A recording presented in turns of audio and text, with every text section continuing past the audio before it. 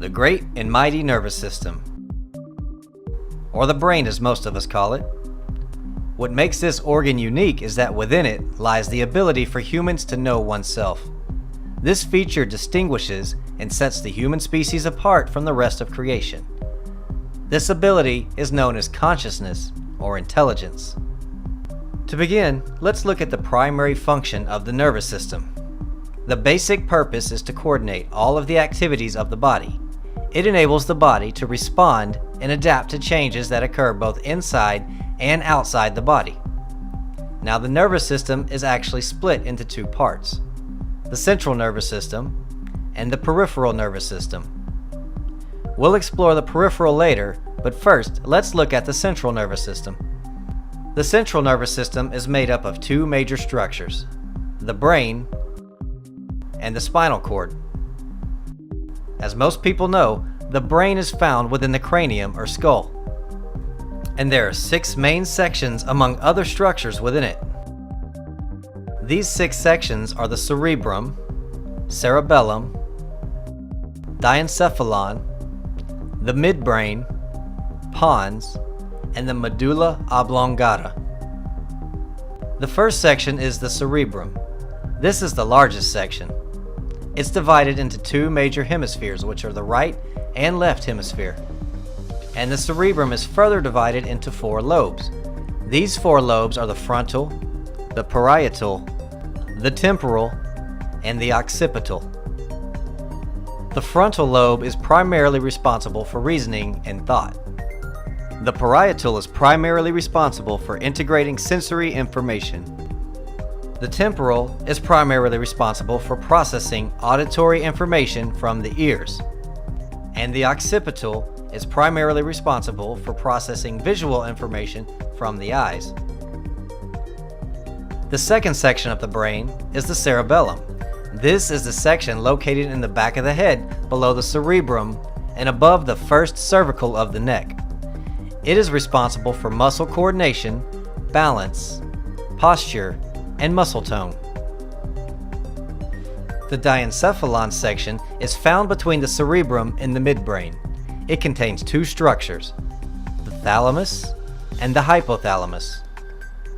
The thalamus behaves much like a relay station and directs sensory impulses to the cerebrum. And the hypothalamus controls and regulates autonomic nervous system functions such as temperature, appetite, water balance, sleep, and blood vessel constriction and dilation. The hypothalamus also plays a role in the emotions such as anger, fear, pleasure, pain, and affection. The midbrain section is located below the cerebrum at the top of the brainstem. It is responsible for certain eye and auditory reflexes. The pons is located below the midbrain and in the brainstem. It is responsible for certain reflex actions such as chewing, tasting, and saliva production. And the last section is the medulla oblongata. It's the lowest part of the brainstem, and it connects with the spinal cord and is responsible for regulating heart and blood vessel function, digestion, respiration, swallowing, coughing, sneezing, and blood pressure. It's also known as the center for respiration. Now that we've covered the brain, let's take a look at the other half of the central nervous system, the spinal cord. The spinal cord is the link between the brain and the nerves and the rest of the body. The spinal cord is divided into 4 different regions: the cervical, thoracic, lumbar, and the afferent and efferent spinal nerves, which merge to form the peripheral nerves. The afferent spinal nerves are responsible for carrying information from the body to the brain. And the efferent spinal nerves are responsible for carrying information from the brain to the body. Now, within this elaborate system of nerves, neurons, and dendrites, there is a system that regulates the functions of the central nervous system, which lie outside its major components such as the brain and the spinal cord. This system is known as the peripheral nervous system and is subdivided into two smaller systems, the somatic system and the autonomic nervous system. The somatic nervous system is responsible for carrying motor and sensory information both to and from the central nervous system. This system is made up of nerves that connect to the skin, sensory organs, and all skeletal muscles.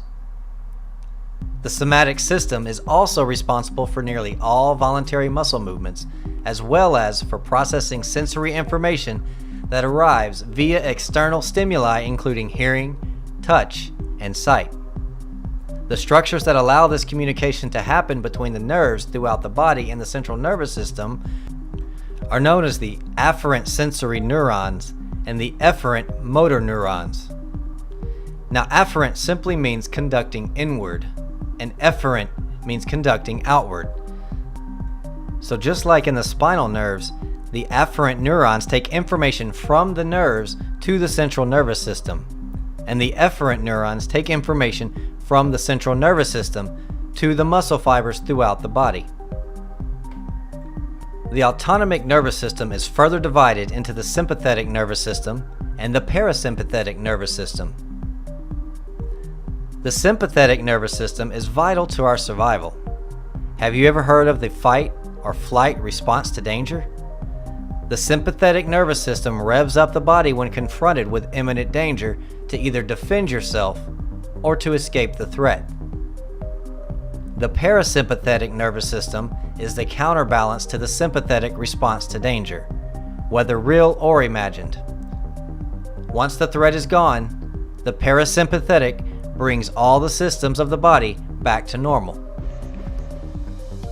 Now at this point, you should have a basic understanding of the nervous system, but let's do a quick recap. The basic purpose of the nervous system is to coordinate all the activities of the body. It enables the body to respond and adapt to changes that occur both inside and outside the body. The two major parts to the nervous system are the central nervous system and the peripheral nervous system. The central nervous system is also divided into two major structures, the brain and the spinal cord. The brain is found within the skull or cranium, and it is made up of 6 main sections. These 6 sections are the cerebrum, cerebellum, diencephalon, the midbrain, pons, and the medulla oblongata. The other half of the central nervous system is the spinal cord, and the spinal cord is the link between the brain and the nerves and the rest of your body. The spinal cord is divided into 4 different regions: the cervical, thoracic, lumbar, and afferent and efferent spinal nerves, which merge to form the peripheral nerves. Now that we know the brain and spinal cord primarily make up the central nervous system, let's look at the peripheral nervous system.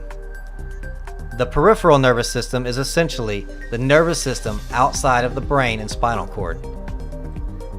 The peripheral nervous system is then subdivided into 2 smaller systems called the somatic nervous system and the autonomic nervous system.